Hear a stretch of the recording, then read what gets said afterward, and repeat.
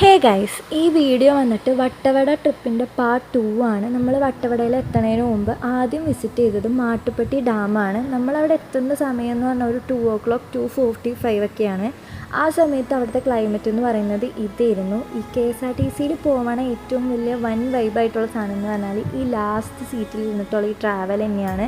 നമ്മൾ വട്ടവടയിൽ എത്തുമ്പോഴേക്കും അത്യാവശ്യം നല്ല കാർമേഘമൊക്കെ മൂടി മഴയൊക്കെ പെയ്തിട്ടുണ്ടായിരുന്നു. വട്ടവട ആ ഫോറസ്റ്റിൻ്റെ ഉള്ളിലേക്ക് കയറിയപ്പോൾ തന്നെ നല്ല മഴയുണ്ടായിരുന്നു, അതുപോലെ നല്ല കാറ്റും. പക്ഷെ വ്യൂ ഒരു രക്ഷ ഉണ്ടായിരുന്നില്ല.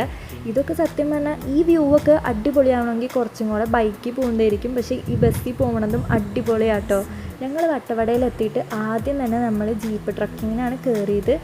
ഫുൾ ഓഫ് റോഡായിരുന്നു. കുടുങ്ങി നല്ല നടുവേന ഉണ്ടായിരുന്നു. പക്ഷെ വ്യൂ ഒരു രക്ഷ ഉണ്ടായിരുന്നില്ല. അത് കഴിഞ്ഞ് പിന്നെ നമ്മൾ സ്ട്രോബെറി തോട്ടമാണ് കാണാൻ പോയത്.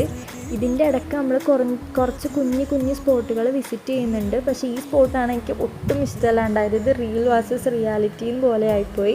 അത് കഴിഞ്ഞ് നമ്മളെ ലാസ്റ്റത്തെ സ്പോട്ടായിട്ട് ഈ ഒരു വ്യൂ പോയിൻറ്റും കൂടി കണ്ടിട്ട് നേരെ നമ്മുടെ യാത്രയ്ക്ക് അവസാനിപ്പിച്ച് വീട്ടിൽ പോയി. അപ്പോൾ ബൈ.